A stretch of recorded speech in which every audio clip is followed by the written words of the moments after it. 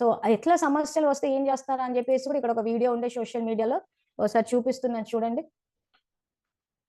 So ఇప్పుడు ఈ తాబేలుని చూడండి, ఆ సింహము ఎన్ని రకాలుగా ఇచ్చేసినా గానీ ఎంత సురక్షితంగా ఉందో. సో దాని మీద నిల్చున్నా కూడా దానికి ఏమీ అవ్వట్లేదు చూసారా. సో సమస్యలు వచ్చి మన నెత్తి మీద పడ్డా ఏం కాదు.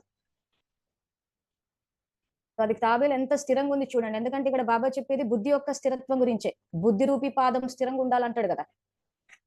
సో మన బుద్ధి స్థిరంగా ఉంది అంటే ఇంక ఈ సింహం ఏ రకంగా ఇచ్చేస్తుంది, అట్లా ఏది పడ్డా ఏమీ కాదు మనకి. అందుకే బుద్ధి రూపి పాదాన్ని స్థిరంగా అంటే అక్కడ చెప్పారు రామాయణంలో, ఇక్కడ తాబేలుని వేసి కూడా చూపించాడు బాబా.